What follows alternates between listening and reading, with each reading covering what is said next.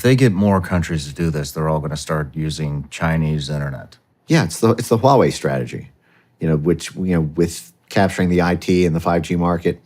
So that's how bad the U.S. wants to censor us. Is our number? They would rather have the entire world on Chinese internet, our number one adversary, rather than let people have free speech and use Starlink and X.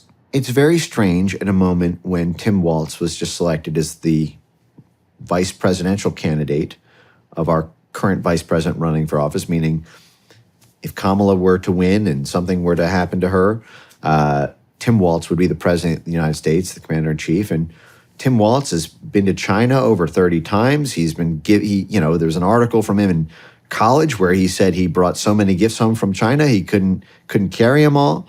He's frequently speaking at these Friends of China events, and his whole since college has been tied to these Chinese networks 7 ways from Sunday. And then you have the State Department literally sicking the CIA, the State Department, USAID, the Pentagon, and 100 U.S. government-funded soft power swarm army influence institutions in order to pull the strings to soft rig the election for Lula, when Lula pre-announced how China was going to be the linchpin of the strategy, has completely reversed Brazil's diplomatic posture and giving them everything, and is now kicking out Starlink at the exact moment that Starlink's Chinese competitor comes online. It makes you wonder if the blob's diplomatic apparatus that we use both to influence foreign countries and also as a department of dirty tricks against our own citizens, if there's an element of it not being just organic evil. Very interesting. Let's talk about the Atlantic Council Cooperative Agreement. Yeah, so this institution we've now mentioned a couple times. This is the Atlantic Council is NATO's think tank, is what it's known as. Mm-hmm. And but that's really the best way to understand it. Is it's sort of the plausibly deniable civilian consensus building apparatus for NATO's geopolitical agenda. So if the U.S. military and the UK Foreign Office and Brussels and the CIA want to do something in a certain region, but the civilians there need to pass laws to make that happen, or it would help the effort, or the different civil society players can help in some way. It's intermediated by the Atlantic Council. This is why the Atlantic Council gets annual funding every year from 11 different U.S. government agencies, including the U.S. Department of State, the Department of Defense, including separate allocations from the Army, the Marines, and the Navy, as CIA cutouts like the National Endowment for Democracy, and it has 7 CIA directors currently, as we speak, on its board of directors. I say this a lot, but a lot of people don't even know that 7 former number 1 heads of the CIA are still alive, let alone all clustered on the board of a single entity that also happens to be this primary coordinator of internet censorship in all over the world, effectively, from the U.S. to Brazil to the EU. But another strange aspect of this is you have to understand how this diplomatic defense intelligence apparatus interacts with Chamber of Commerce companies and energy companies in particular. Energy companies are highly dependent on the battering ram of the Pentagon to secure and protect gas pipelines or oil resources, wars for oil. Folks may be familiar with that sort of theme song that Democrats, complained about during the Bush era. So the Pentagon often is this sort of battering ram of oil and gas companies. The State Department often has to play a role in negotiating or brokering energy deals. And the CIA plays a highly active role in order to do the sort of political subversive work or the soft power and plausibly deniable soft power influence work that goes into shaping those political outcomes in terms of conceding to the State Department's demands or potentially destabilizing a country so that the military can secure those energy resources. And so it's not unusual for the Atlantic Council to have these relationships with energy companies. In fact, they are funded by many energy companies. But what you're referring to here is on January 19th, 2017, one day before Donald Trump took the oath of office in 2017, there was a very peculiar partnership inked between the Atlantic Council and an energy company, because that energy company was Burisma, the famous largest private gas company in Ukraine.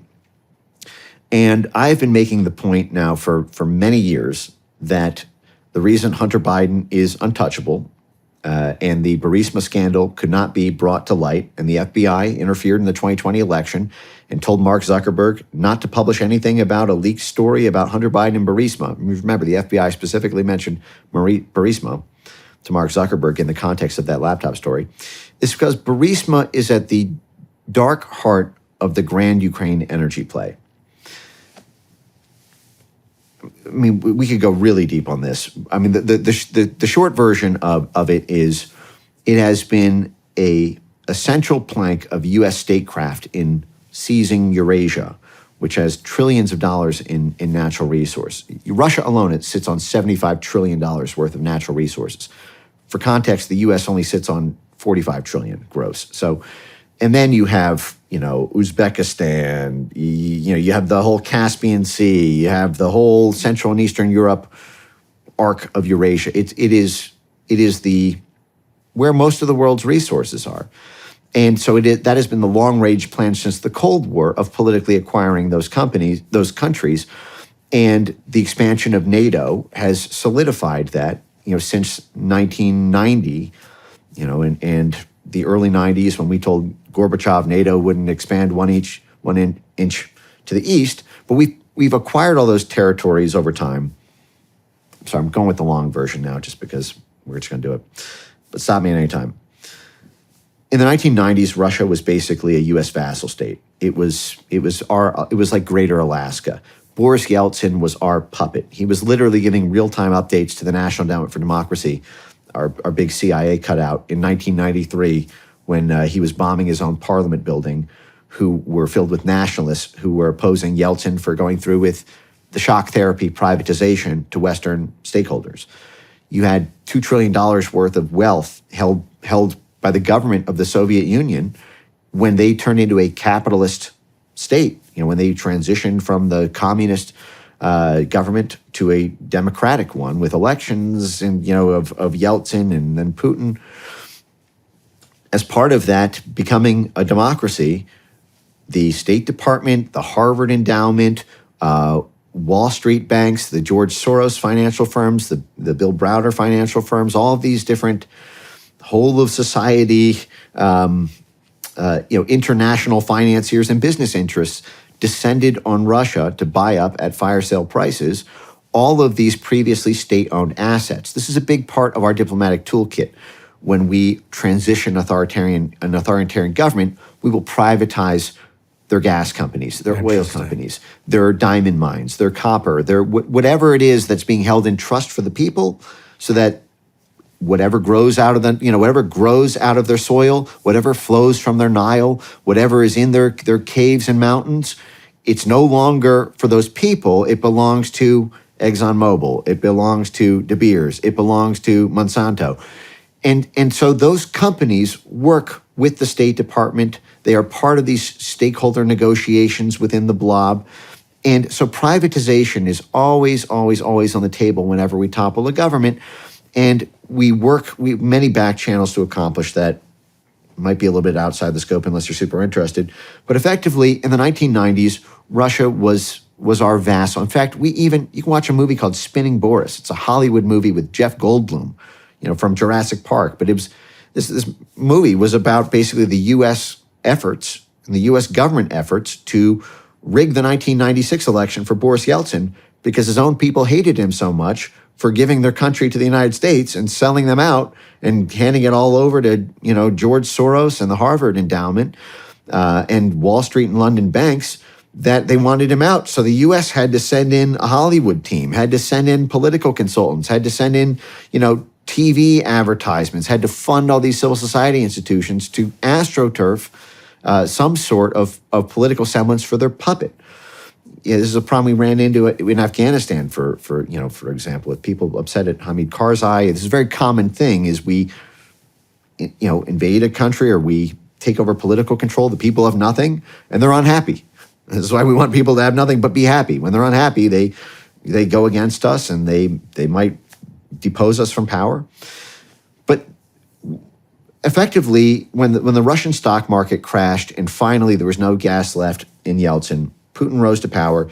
And the big way that he reasserted Russia's reemergence on the world stage was through what our State Department called energy diplomacy, or basically soft power influence using Europe's dependency on Russian oil and gas, particularly the gas.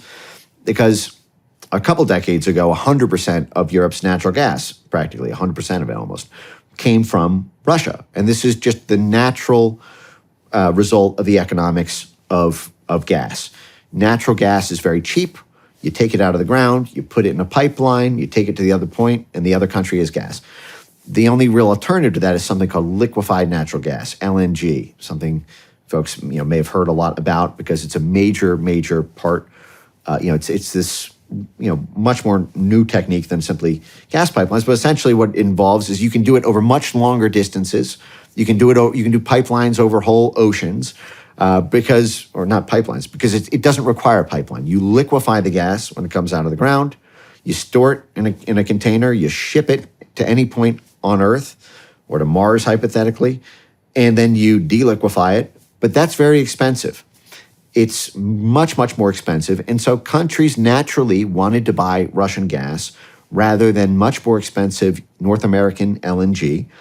And because of their dependency on Russia for that, when Putin took power and began to wrest himself off of the sort of Yeltsinite, sort of NATO-friendly relations, he used Europe's dependence on Russian gas to trade that for favors to get more Russian political influence over Central and Eastern Europe, to increase trade ties, to increase political ties, to create this sort of Russian soft power influence over the internal politics of countries stretching from Germany, all the way into the Baltics. And around 2005, 2006, this begins to be a problem for the State Department, because at that point, Russia was using a lot of hardball tactics. In Georgia, they turned off the gas. It was going to be a cold winter in these Central and European countries unless they gave Russia what it wanted on its trade terms and its security terms and its political influence terms, because they were dependent on Russia for gas. And so when this started happening time and again, the State Department developed a counter strategy. Again, this is 16 years ago. The State Department, with assistance from the CIA and the Pentagon and the whole diplomatic toolkit of energy NGOs and things like this, and in order to get Europe to get off primarily hydrocarbons. At the time, that was the main advantage that Europe had. This is sort of before the fracking revolution really took off, but also to go through what it called energy diversification, which meant that as part of America's security guarantees for Europe, as part of our diplomatic and financial support and guarantees for Europe, they would have to buy more expensive gas from the West than gas from the East. Now, you can only do so much before a country goes broke, unless they have an alternative gas supplier, and this is where Burisma will come back into the picture. But so these countries went through about a decade of diversification milestoning. They went from 100% to 80% to 70% to 60% Russian gas, as the State Department continually applied pressure for them to give their either taxpayer dollars to Americans and British companies like Shell, instead of from the Russian Federation via Gazprom. So the State Department has seen Gazprom as an instrument of statecraft for Russia, again, for 16 years now. And there was a time when Gazprom was the largest company in the world in the early 2000s, just to give perspective for how influential this was. Before this energy diversification program, cut back on a lot of their profits. But the key to this was Ukraine, because all of this gas pipeline architecture is already pre-existing.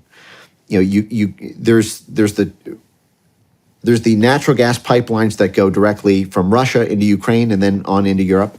And then there's an alternate pathway that was established years ago called Nord Stream 1, which was directly into Germany. And then Germany, as folks know the tale, tried to develop Nord Stream 2 with Russia. And what happened to that happened to that.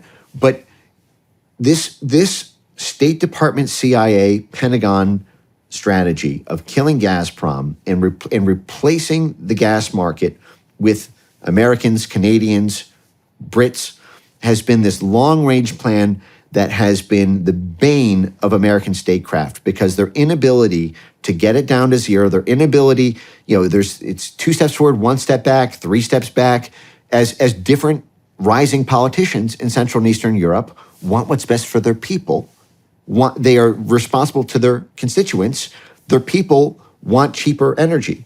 Russia's offering the cheaper energy. So absent the ability to provide a cheaper commodity product, the people organically have wanted that Russian gas, and so they've had to constantly suppress populist political groups in Central and Eastern Europe who might run on a platform, or who are running on a platform of buying energy from Russia, as countless of these have. And so this has been part of the State Department manipulation of all these different elections in order to kill the right-wing populist party who's running on buying Russian energy.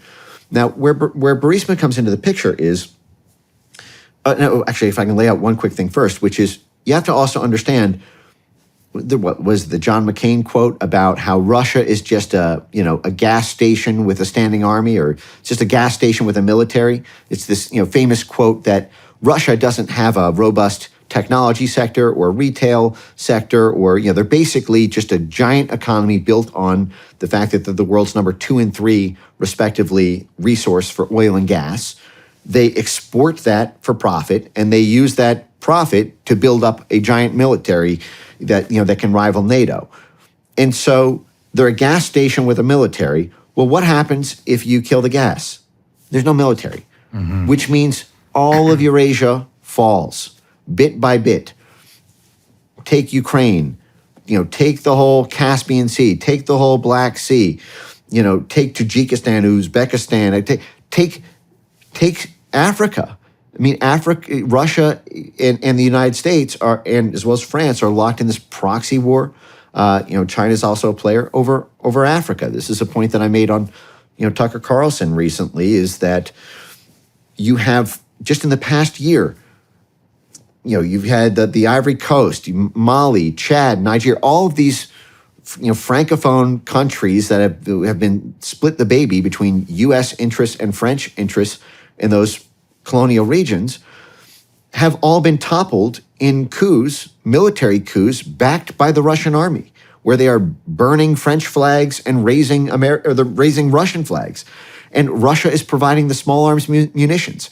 If you remember, Obama tried to invade Syria. Why did he get repelled? Because Russia militarily backstopped Assad and gave them the anti-aircraft missile defense systems that prevented us from doing a bombs over Baghdad strategy. So all over the world, Russia is militarily backstopping the folks in the crosshairs of the Pentagon, and all of that comes crumbling down if you kill Gazprom and Rosneft, the oil company.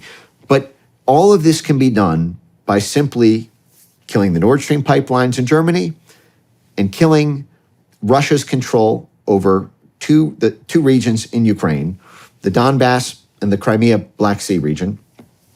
And this is what they were doing in the years before the 2014 coup, that our embassy did in Ukraine. Between 2011 and 2013, Chevron signed a $10 billion deal with the other major player in this, with Burisma. And apologies for the long version, but I think it'll all make sense at the end. Burisma is the largest private sector gas company in Ukraine. Naftogaz is the big state-owned one. And Naftogaz collects all the transits from all the Russian gas that goes through into the rest of Europe. So Naftogaz has this spider-like gas pipe architecture that goes all into Europe, and Burisma essentially feeds then into Naftogaz. Is the easiest simplified way of thinking about it. Now Burisma held these mining rights in the Donbass and these mining rights in the Black Sea, Crimea region. This is important because those are the precise two places that fell to Russian control in the post-2014 coup. But in the run-up to that, all of these NATO energy stakeholders bet the farm on this grand Ukraine energy play of kicking Russia out. That was part of what the coup in 2014 was, because you get Yanukovych was dragging his feet on privatizing Naftogaz and dragging his feet over signing this trade deal with the U.S. and the IMF, and he went with this Russian customs deal.